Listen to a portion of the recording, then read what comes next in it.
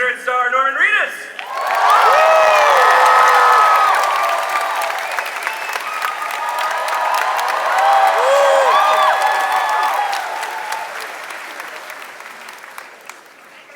All right. Well, hi guys. Very, very good to see you all here at Comic-Con here in San Diego. I'd like to start with a question for our showrunner, David. You can tell from the trailer for season 3, it's a different aesthetic from the 2 previous seasons set in France. How would you describe the feel and tone of season 3 of Daryl Dixon? Yeah, I mean, part of what was exciting was being able to kind of reinvent the show in season 3 by just going across the border from France into Spain, where the architecture is different, the culture is different, the history is different, the language, and so it really brings a whole new vibe and feel, the color, the way the sun hits the sky, and there's sort of a dry dustiness to a lot of the storytelling, and we really leaned into all those elements of Spain to make the show feel like a whole different incarnation of what we'd seen in France.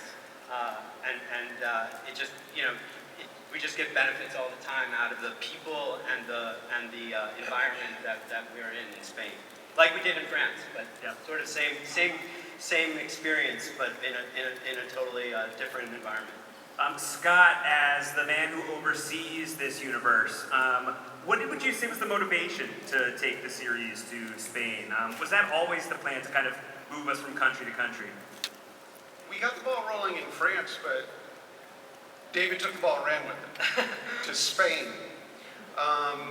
Well, part of it was because by nature the show wants to be a road show, right? These 2 characters are trying to get somewhere, so they're not going to just stagnate and stay in one place. So we told a story over the course of 2 seasons in France that we felt like we had really fully realized, and it felt like they wanted to propel forward. So Daryl and Carol at the end of season 2 are headed someplace else, and before they get to Spain, they make a stop somewhere else. And so there's just, it really came out of that idea that like these are characters who are on the road trying to get home, and they keep getting drawn into stories in other environments that compel them while they're trying to serve their own desire to see the people they love again. And the landscape, the tone, it's a reinvention. Back in the day, we used to reinvent the show every 8 episodes. That's what David and his team did here. And just being in Spain and seeing these locations, it takes your breath away. And then the things that you got story-wise from Spain, history, and also a bit of a Western element. It's fantastic. And that was one of the things, that was a big deal in France. We really leaned into sort of World War II history and World War II films about France and art films. And here we lean into the spaghetti Western, a lot of which were made in Spain. And so a lot of the storytelling evolved out of thinking about the world of Spain and also the kinds of stories that have been told in that environment. Norman, when we left... Sure, yeah, you know, do that, please.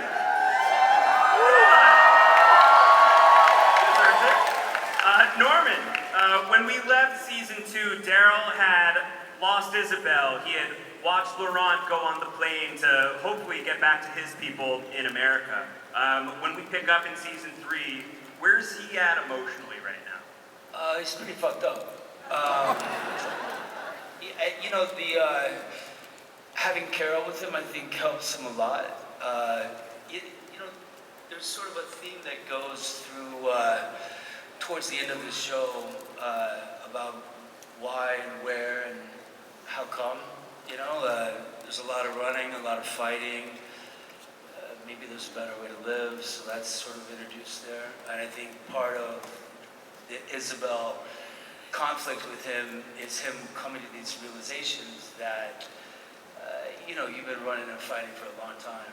So we sort of structured the show in a way where different people's journeys sort of fill that gap in their mind, you know? So, yeah.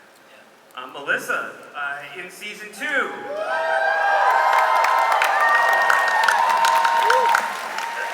Carol comes back, and Carol is searching for her friend, and she has found him. They've reunited, and I wonder for you, is that determination, now that she's found Daryl, is that determination to get home? Is that still sort of her guiding light here as we enter season 3? Well, looking around, it's really beautiful over there. I don't know if that's high on the priority. Just take a little time, take some time off, have a vacay. Never been to Europe before, and then we'll worry about it. Yeah. So you're getting some R&R in Spain, hopefully? Yeah, she saw her laying on the beach. The beach episode's gonna be fun, where it's just sunbathing, just hanging out. I think it's gonna be a really good one. Yeah. It was not like that. I was in there. There was, I think we saw that. Yes. like a copper tone hat. You do get to unwind a little bit in season 3, you do. But, we don't need to talk about it. Of course. That's going to be a priority trying to get back home. At least one of us got to unwind. So. David, through the first 2 seasons of Daryl Dixon, there was a lot of painstaking work that went into not just, reestablishing this bond between Daryl and Carol, but also all of these other characters that entered the fray. And now with the change of setting, it's also an opportunity for a change in the cast as well. So how quickly are we going to see Daryl and Carol forming those new bonds? We're gonna get out of vacation mode and get back to America. They're gonna need some friends to help them Yeah, out. there's not much vacation mode at the top. They pretty immediately in episode 1 are propelled into a story with a character that they come across. And like all of our stories, what it is a combination of Daryl and Carol trying to serve their own needs and desires, but then also getting hooked into someone else's story, which is an interesting conflict for heroes to be in, because they want what they want, but they also find compelling dramas around them that they ultimately get sucked into. So Stephen Merchant, who's in episode 1, you see that kind of story like that with him, with Daryl and Carol. And then once we get to the next place, they, similar to season 1, they come across circumstances and characters who can be useful to them for what they're trying to do, but then are experiencing their own drama that Daryl and Carol get compelled into. And I will say about that first episode, Stephen Merchant from The Office is in it. But I will say that Carol and Daryl, we've seen them have intense moments, but, early on, they were very funny together. And I will say, they have some of their funniest moments in that episode. They almost out-funny Stephen Merchant. Let's take one and pass it down. It's fun to have him in the mix here, for sure. I'd love to stay on that actually for a second. Norman, we know that Stephen Merchant, he is going to be on the season this year. What was it like working with him and bringing him into the mix? He's really, really tall. This is a tall man, yeah. He's really, really, really tall. I sort of expected him to be funny all the time, and the role that he plays has little hints of funny, but he's a very serious actor. He'll surprise you with this because he does hard drama really, really well, and he's a very endearing person. He's very intelligent, so he kind of reads you. He's sort of reading Bill, but on set he reads you too. He's a really cool guy.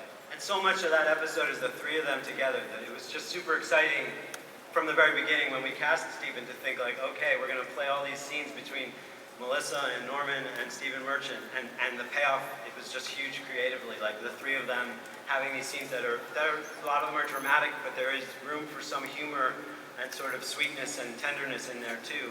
It's great stuff for the 3 of them, and that's really sort of the centerpiece of the first episode. It's also different because the way the show is perceived in Europe, it has a really unique fan base. A lot of the people in the UK and France and Spain, they're really passionate about the show. As passionate as you guys are, but Stephen was really excited to be there.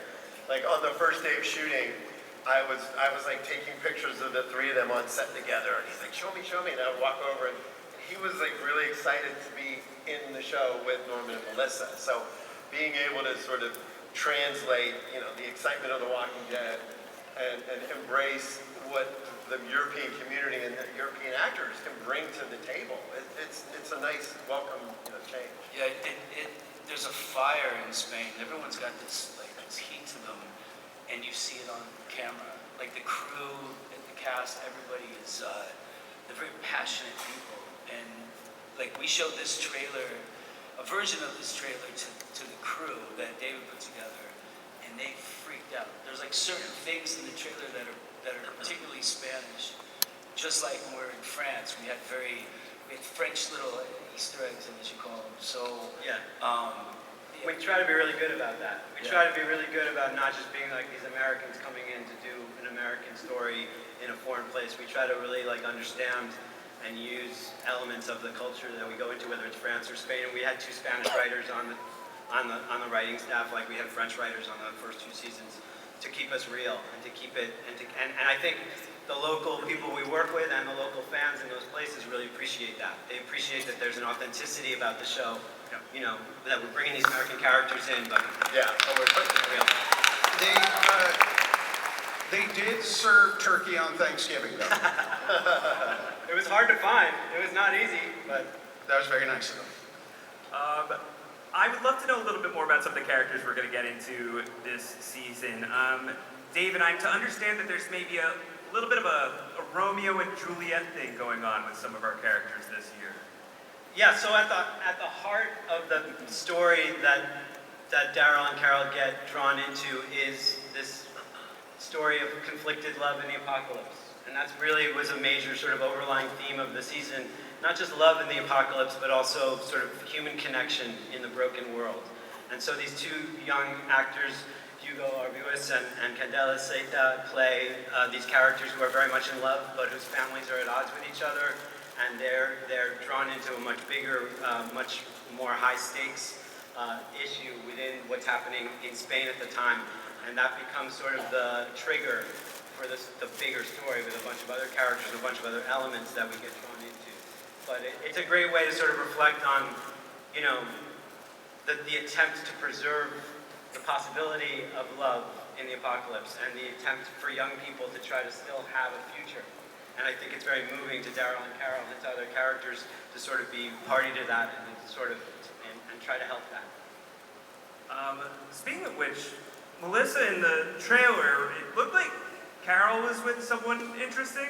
There's a man there who kind of piqued our interest. I don't know if you can talk any more about that. Obviously, Carol is learning Spanish. I see.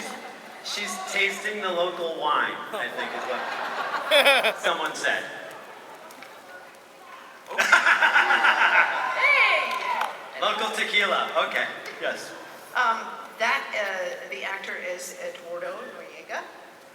Incredibly talented, tall, dark, handsome, lovely to work with, very professional, and Good Spanish teacher.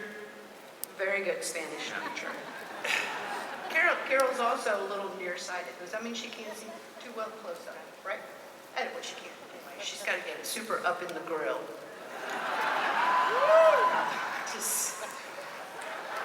And he's very soft-spoken as well. He plays the character, his name is Antonio, and he is Carol's very curious about him, and he's very soft-spoken. So she has to get up in his face to hear what he's saying in that particular scene. Let's project. Anyway. So we're talking about a lot of the new characters. This is a franchise that is really, really well known and very good at introducing bad guys. Very memorable villains have made their way through The Walking Dead. David, can you talk a little bit about some of those threats that we're going to see this season? Sure. We have a few different sources of badness, of evil. But one, you saw a little reference to it in that, well, you saw more than one actually, but the guys with the torches who appear on the beach, you'll see them in episode 1, but they don't really play in until a little bit later. They're called primitivos. And the primitivos are sort of violent nihilists who believe in destruction and violence. Believe in nothing. And believe in nothing, yeah. And they have a very particular way of weaponizing zombies that they visit upon the community that we end up staying with for a while in just a rock and roll episode, which is episode 4, 3 and 4. that they really come home to roost, the Primitivos, and they're a pretty nasty bunch, pretty bad crowd, and do some wild things.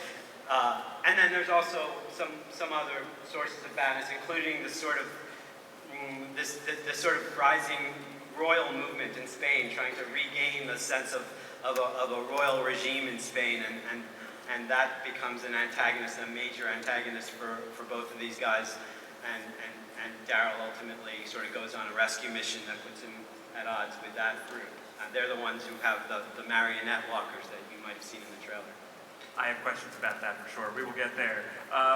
Greg, you are somebody who is such a legend in this genre as well, and I know also just like a major cinephile and somebody who loves film and loves all the different kinds of history that we have behind this. These villains that we're talking about here with David in this sort of kind of like Old West style setting, right? Like the spaghetti Western vibe. How has that been to incorporate into the language of The Walking Dead for you? Well, you know, the fun thing about it is we're always sort of leaning into the culture. And with the Spanish culture, you know, the Primitivos, it's interesting when you read the script, they're kind of described in one way, but I remember we did the camera test, and they walked in and they had these really elaborate costumes, and it was really interesting and unique. And one of the things that you see in the trailers, and David was talking about weaponizing zombies, and I think one of the most exciting nights on set was seeing this giant catapult shooting flaming zombies into the town, because it hits this truck and then the net opens up and you have zombies walking through the town. And we were shooting that was all done live. Our stunt team and our effects team did an amazing job.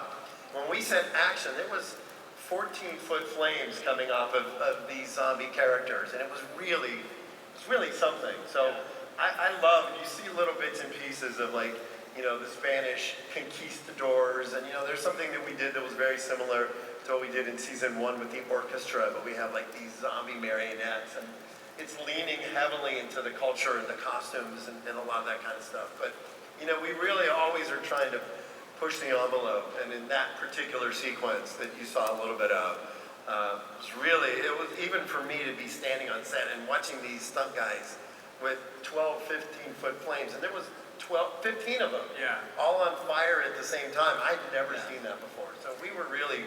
And if you haven't seen it before, I hadn't seen it that's before. a lot, you know? Absolutely. And I do want to just say about that, like, when you see a sequence like that, I just want to take a second to say the combination of what Greg and his team do, and what our stunts guys do, and what our post department and some of our post people who are led by John Marler are here now. What they do is amazing. It's amazing. When you see a sequence like that, it's because of what all those guys do. Well, and it's wild too, because like I was saying earlier, you have people that have been watching the show for a decade, 12 years, and now all of a sudden the show shows up on their back porch, and they get to work on it and be a part of it. So, like David was saying, a lot of the people in our crew every once in a while will come up to me, and we just burned all these zombies, and there's this big action scene, and they'll be like, "Can you sign my script for me?" I'm like, "Wait, we're working together on the same show," but they're really enthusiastic and sort of grateful that we brought the show to their backyard, you know, which is really exciting for us. Let's talk about Daryl and Carol a little bit.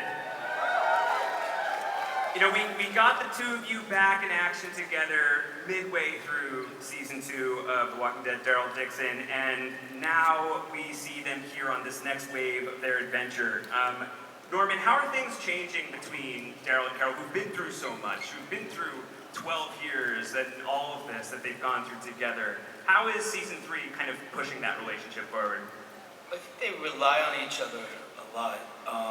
They've gotten to a point where they know each other so well, and they're having different life experiences, and with the support of their friend. I mean, her coming to France and to be with him.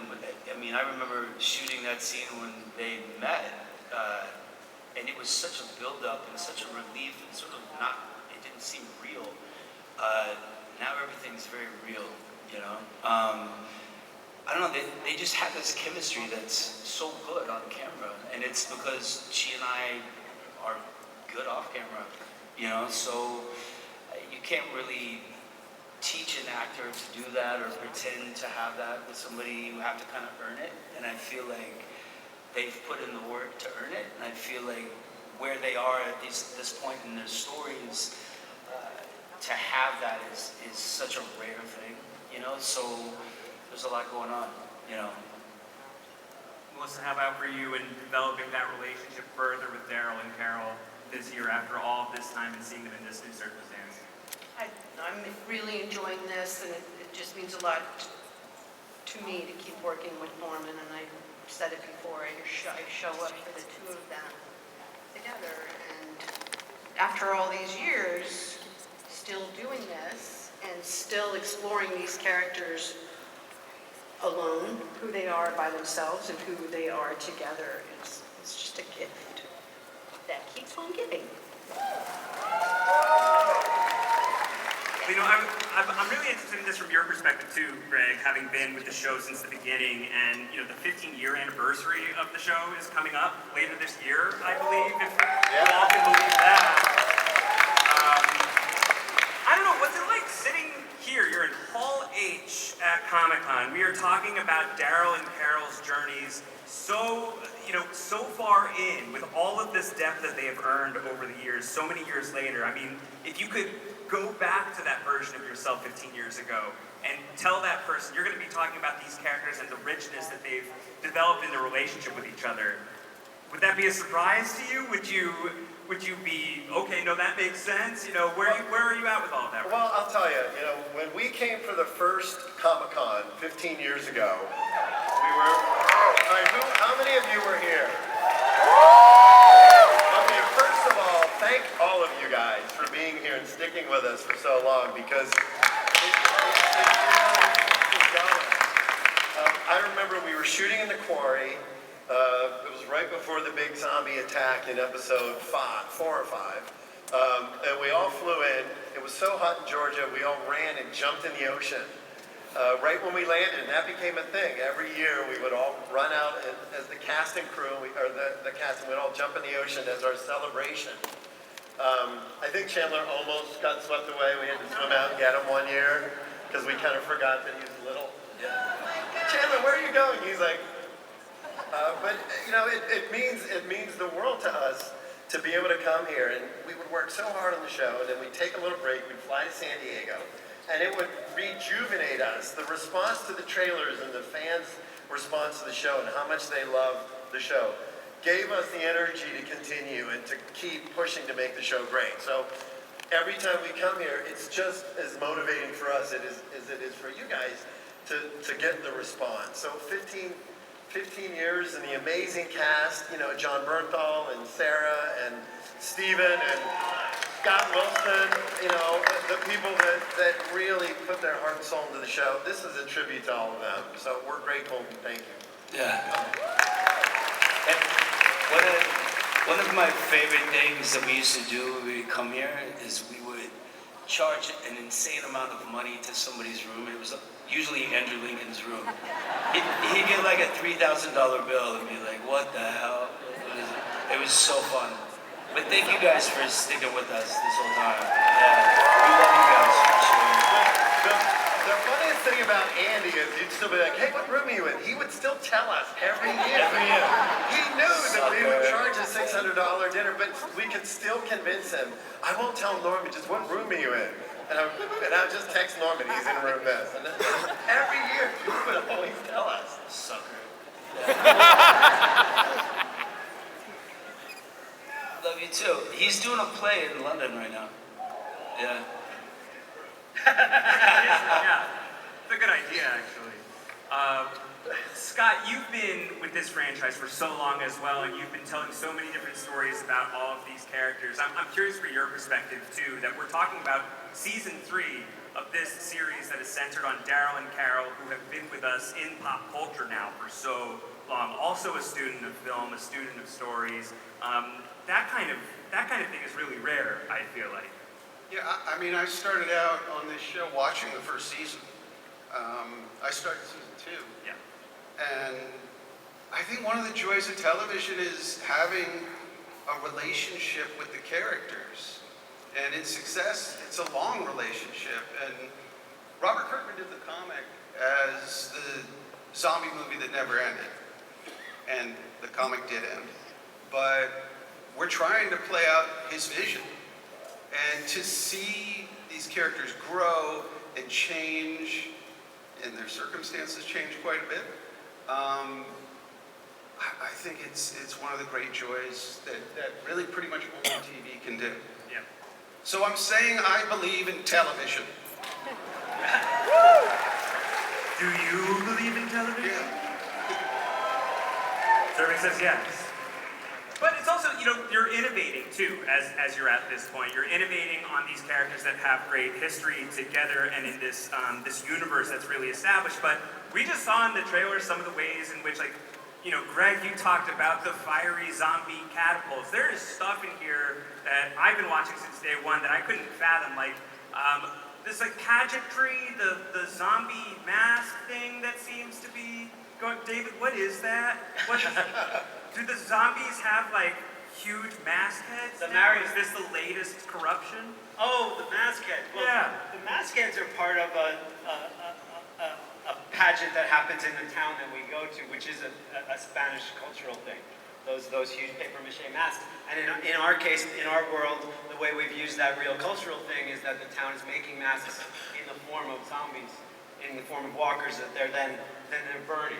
Because the burning ceremony in Spain is sort of a ritual of renewal and trying to sort of get the past gone and look towards a better future. So we're just like we were saying before, it's a specific example of using a real cultural thing and sort of saying, how does that work in our apocalypse, in the world of our apocalypse? The other thing, maybe you reference the marionettes, that comes really out of the idea of a royal court and how they might entertain themselves. And again, same gag. Instead of a marionette show, which royalty would often use to entertain themselves, in this case, they've made marionettes out of walkers. And I will say, I was a marionette walker skeptic, and when I saw it, I was blown away. It was perfect. It was one of the most innovative, interesting, and within our world, very much credible sequences I have ever seen on the show. It was fantastic. It is fantastic. You guys haven't seen it yet, so. Zombie warfare, yeah. You all could just be doing this and dying. It would have sufficed us. But Thank you for that. You have so much else that's going on as well. We have a couple of other projects here. Greg, of course, you're a legend in this field, creating horror visuals that have pioneered the idea of horror. Countless monsters in Creepshow, Walking Dead. But you have a new show coming up as well, Guts and Glory. Could you tell us about that a little bit? Yeah, so in between seasons, which we don't have a lot of free time because we're always doing something, Norman's working on stuff. So, I love Survivor and I love crazy competition shows, and I thought, I've never seen a horror competition show. So we created a show called Guts and Glory. And you know what's crazy? You're never gonna believe it, but when you cast reality TV, the zombies aren't voting each other out, right? They will they'll jump on a plane without even knowing what the show is about. So these 10 contestants flew in, and the idea is that they're dropped off in the middle of nowhere, in the middle of a swamp, and one of the contestants is possessed by an evil spirit. But they're still competing. It's an actual real competition show. You either get eliminated or killed in front of the other contestants. So the fun part was filming the reactions of the contestants as we kill them on screen. Okay, I'm glad the quotes were there. It's 2025 and anything. Something that's been going on in the States after filming this season of the series, and I believe it involves some of your fellow panelists? Yeah, we have another season of Ride coming out. And 3 of the people on this panel are on the show, or on an episode. 3, right? 3 Yeah. out of 4. 1, 2, 3. 1, 2, 3. Okay, just being clear. Yeah, sorry, bro. David, where was our invite? Yeah, Josh and I got Scott in a race car. That was fun. It's a really cool season. It's good. Those shows are so fun to make. You know what I mean? There's just me being an insane lunatic. No, they're great. Yeah. I think we've got a clip. Oh, we do? We've got a clip from the upcoming season of Ride with Norman Reedus. So why don't we roll it? Let's take a look at what we're getting into this year.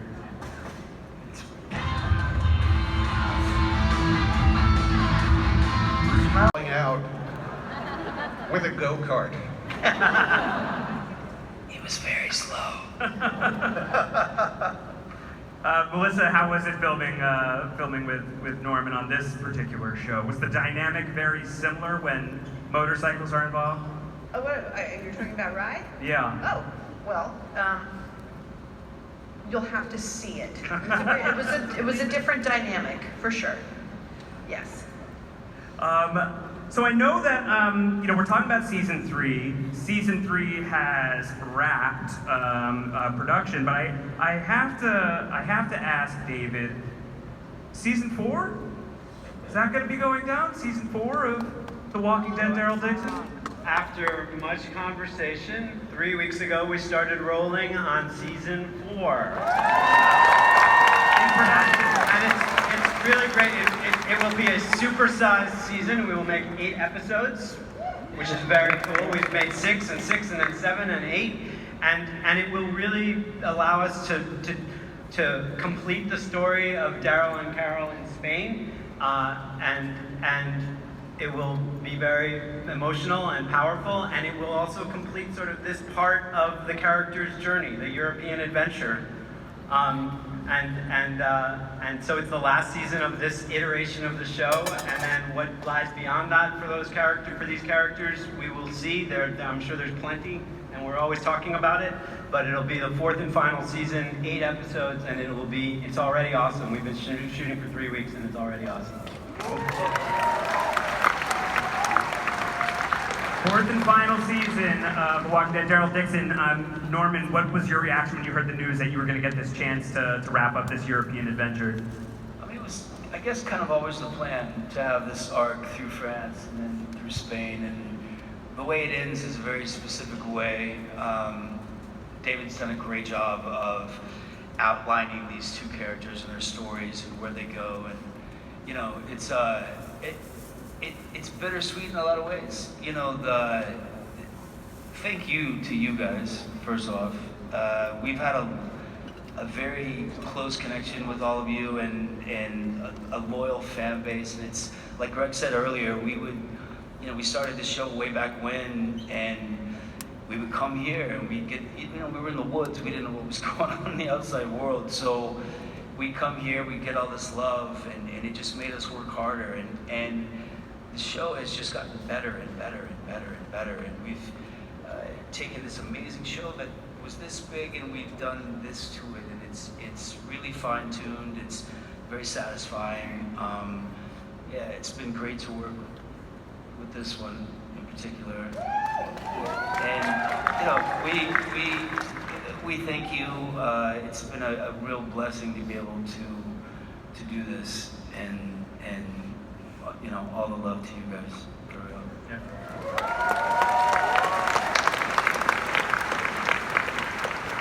Melissa, how's it been to be in the thick of production on the final season of this particular story? I want to be short. There's so many stories that could still be told beyond. There's a lot of story to tell, and phenomenal cast and crew working really hard on this new season, this final season. And we're all really proud of the work that we've done. Can't wait for you to see season 3. Look forward to season 4. I don't know. It's hard. That's hard. Questions? We want to get to the audience here and hear from all of you. We'd love to get some questions coming up right over here for our panelists. Yeah, what do you got? Hi, my name is Tristan, and my question is for Daryl, or Norman Reedus. Everybody calls me Daryl, no worry. I was wondering, what will you miss about your role of Daryl, and when it ends, what will you miss about it, and how will it affect you personally? Wow, it's been such a big part of my life,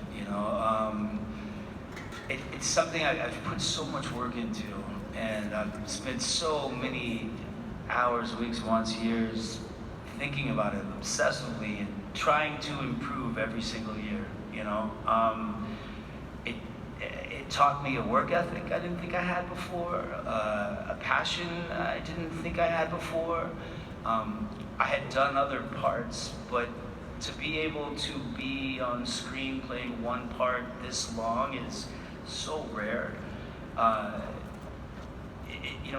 character I love, people I work with I love, I care about it so tremendously that it's borderline obsession, I think. I'm gonna miss all of it. There's still a lot to go. Like our seasons are getting bigger in episode length. So there's a lot of hours of television still to go. Who knows what's gonna happen after that? But I eat, breathe, think Daryl Dixon all day long for a long time. You know what I'm saying? So A lot of people do. yeah. So you're saying we need a Daryl channel? Yeah, fuck yeah. Yeah. 24 hours Daryl channel. Yeah. All day, every All right, day. David, you better get to work, Daryl channel. Yeah, I just want to say one other thing. Rest in peace, Ozzy Osbourne. You know what I'm saying? Yeah, you know. All right, another question over there. Hi. Hi. Are we gonna see any new cameos in this season from the original Walking Dead show? Cameos. Any? Don't break her heart.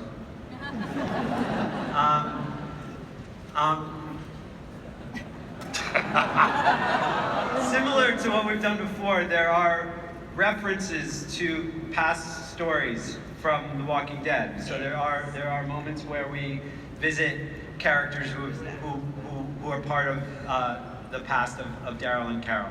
So that, I know that's a little vague. It's not exactly a cameo per se, but there is a connectivity always to the history of these two characters on The Walking Dead and to the characters that have meant a lot to them over those years. So we're always trying to draw a line between, we're trying to always move ahead in the future, but also draw a line that keeps them connected to the glorious past of that show. What about Dog? Yeah, what about dogs? Dog is swimming across the Atlantic as we speak. He's still en route. Yeah. Getting ready for the He's doggy paddling. finale. He's doggy paddling over to Right. Spain. Greg, is there a character from the greater universe that you think would be really compelling in like sort of that spaghetti western type of setting? Oh yeah, Abraham for sure. Yeah. Oh, yeah. Abraham. And you know what's wild? When we were shooting at that primary location in Spain, about an hour away was the actual filming location from Good and the Bad and the Ugly. At the end, the cemetery. So we had a late call one day, and I had my driver drive me up there because I wanted. And I kept saying to Jason, one of our producers, I'm like, we should shoot a scene in the cemetery from Night of the Living Dead. And a bunch of fans put a GoFundMe together and rebuilt the cemetery. So all the gravestones. So when you walk in, it's like you're standing in the middle of where they filmed Good and the Bad and the Ugly. So you can't get any more spaghetti western than that. Yeah, pretty and cool. it was literally 45 minutes from our primary location. Unbelievable. It was wild. All right, next question. Hi, Mr. Josh. I'm Butt Lady.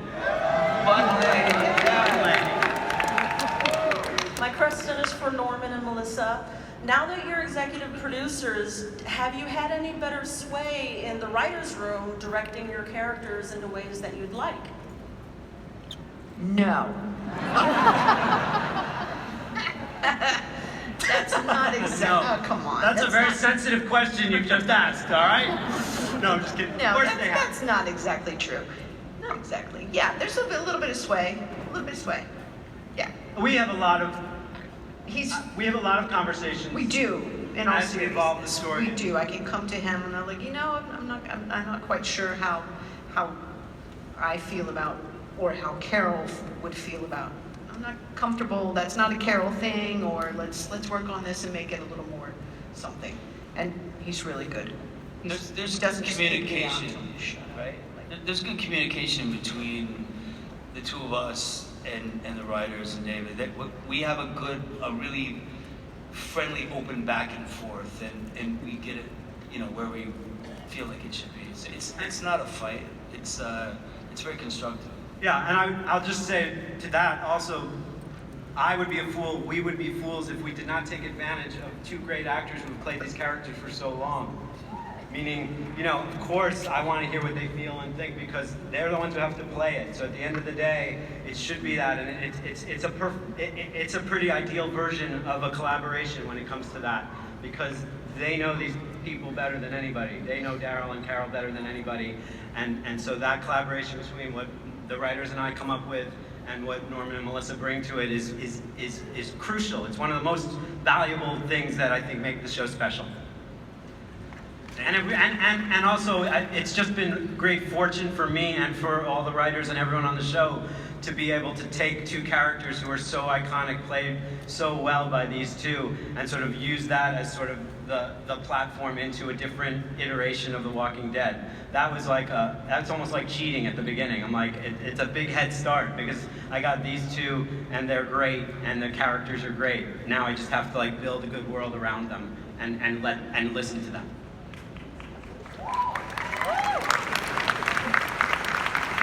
Next question. Hi, my name is Michaela, and my question is for Norman and Melissa. You guys are well known for your characters, Daryl and Carol, but if you could be any character from the show, who would you be? Oh, that's fun. It's a good question. Yeah. It used to be Michonne. It's the sword, right? The sword's cool. So amazing. Yeah. Yeah, just for a day. Now I think it'd be pretty cool to be Daryl Dixon.